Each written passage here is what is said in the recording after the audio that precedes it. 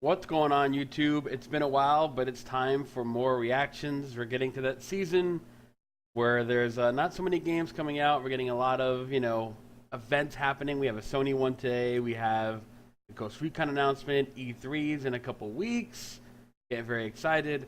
But there are still games. Mortal Kombat 11 is amazing. I'm still playing it. And another one that I'm really looking forward to, oh boy, Total War 3 Kingdoms. Now, if you guys don't know my story, I used to hate PC gaming. Now I love it.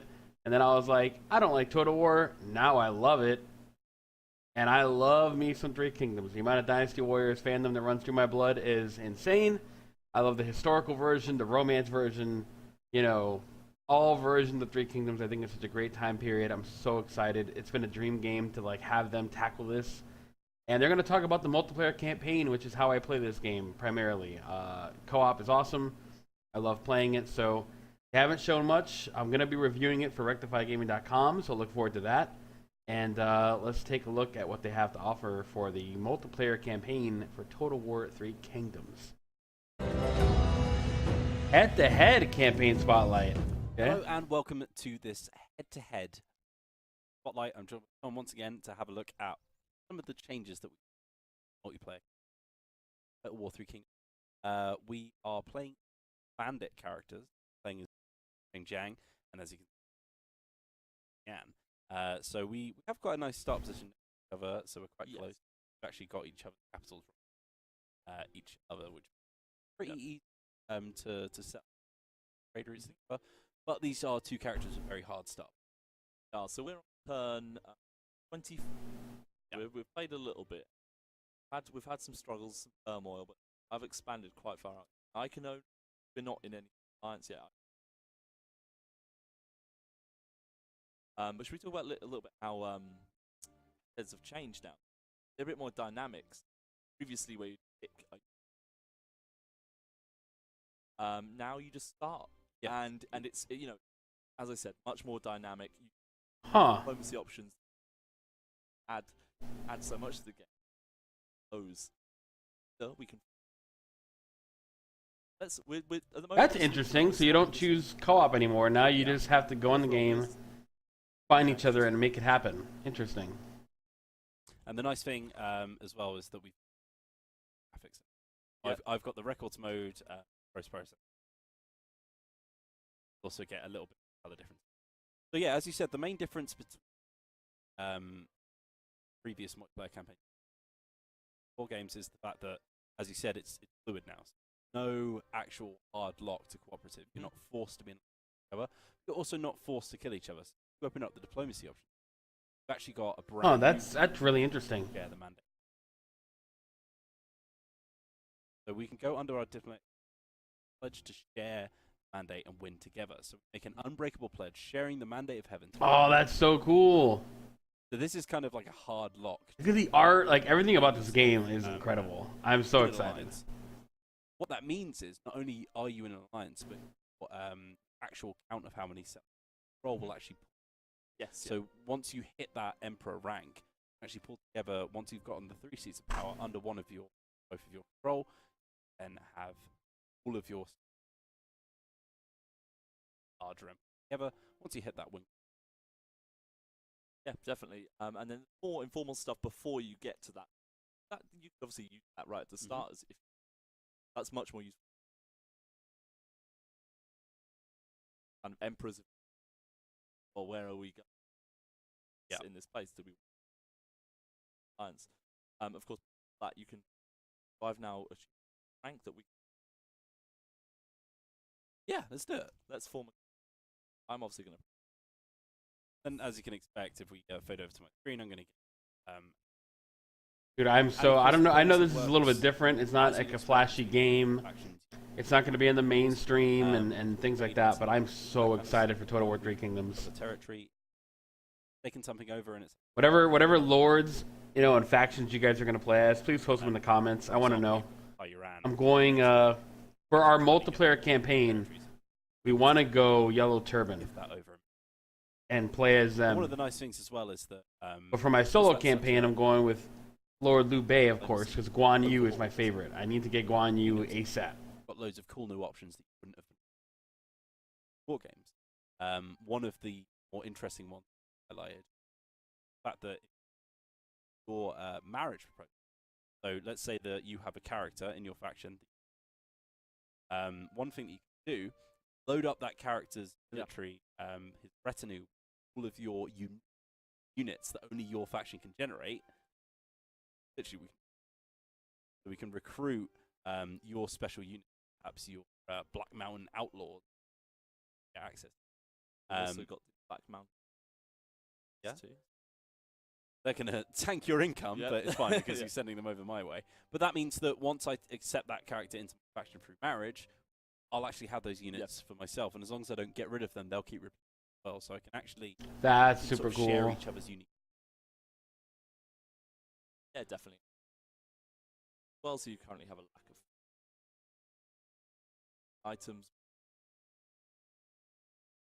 And of course, there's some sneaky things to do, Michael, as well. So with the we're on my buy system. Obviously this is working great because I'm sitting right. Yeah, obviously you want to be a little bit more sneaky about this if you're trying to do it to your friend. I've now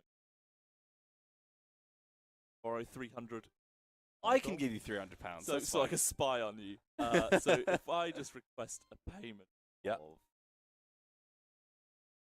oh wow. And I'll send that over. Just for the sake of the video. Yes. For the sake of the video. For the sake of the video, I'm gonna get trolled by my boy Mike so hard. Spies. He better not fuck with me. If you're watching this, you better not fuck with me.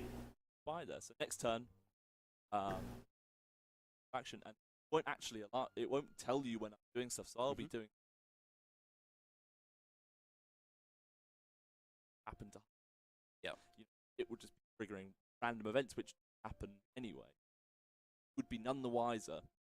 So I could be playing along the whole time, and we'd be in a coalition, happy and down. It turns out 5 spies in.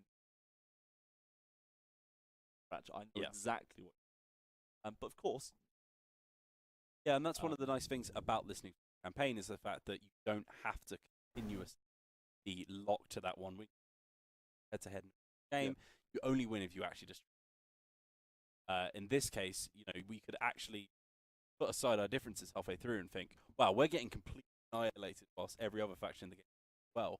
Maybe we should give up on this whole destroying each other and actually just work together.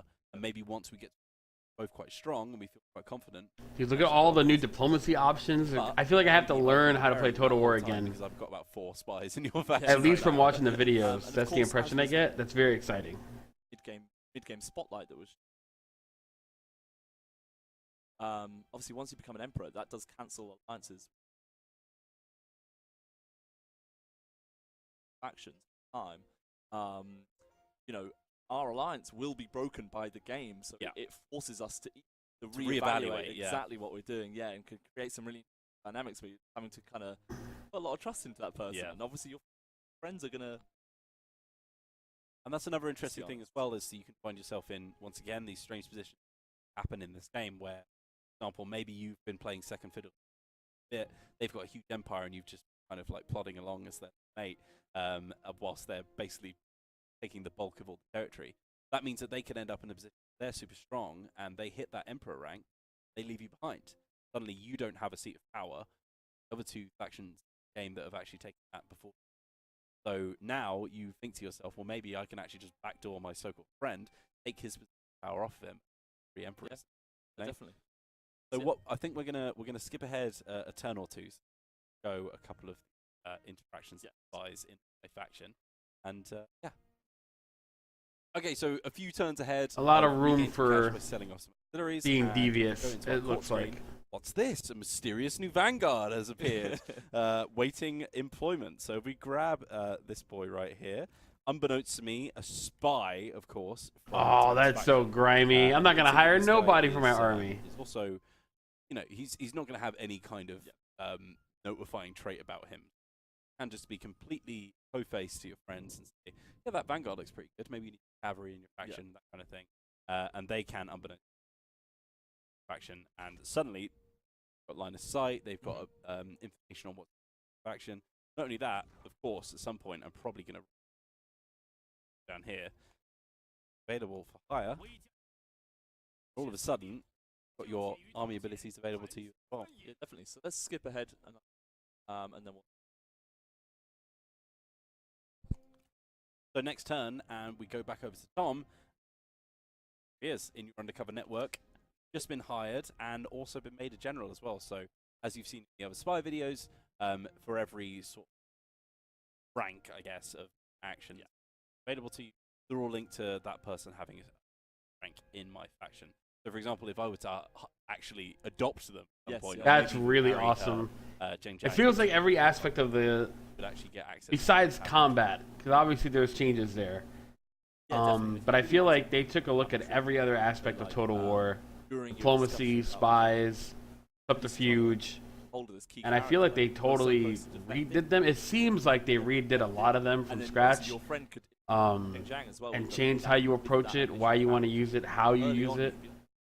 And I feel like that's actually going to be the part of the game that is very intriguing, and is going to make it have a long life beyond just fancy animations and kung fu, which, don't get me wrong, I love that, but to play the game multiple times, to have a long tail, it must have been you need more than just a flashy combat. Fantastic, yeah. You can so hire this him looks from really air. awesome. And all of a sudden you've got all of these great options. Maybe you can actually end up killing their faction leader.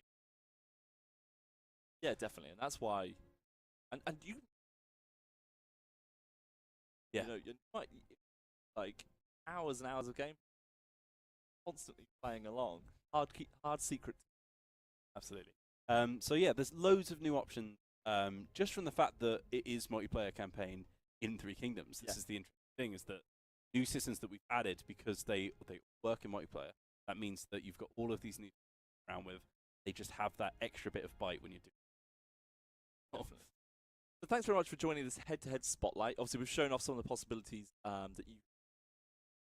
Yeah, but if you want to see us play a proper campaign, we're actually going to be playing one on next Thursday and next Friday as part of our daily. So it's going to be. So it's the 16th, 17th. Come to join us on twitch.tv. And we'll be continuing this actual campaign. Yeah, which is really interesting. So thanks very much for watching. We'll see you on the streams, and. Yeah, I think all the stuff they showed looks incredible. Like I said, I'm really excited to play Total War. I'm excited to play the co-op. I love going in there. Like I said, it's a dream game type of scenario. Three Kingdoms, Total War, Creative Assembly, all coming together. I'm really, really, really pumped to play it. I'll be playing it right here on my YouTube channel. Hope you guys are ready to watch some extended, long co-op Yellow Turban gameplay with me and Mike. We're going to be going in. I'll have my own solo campaign I'll be doing with Lord Liu Bei, trying to get Guan Yu and the Sworn Brothers together. And I'm just very excited, so let me know what factions you guys are interested in. What do you want to see for review copies? I will be getting review copies, so let me know what you're interested in looking at that aspect. And I'll see all of you next time. Hope everyone has a good one, and be safe, everyone. Peace out, y'all.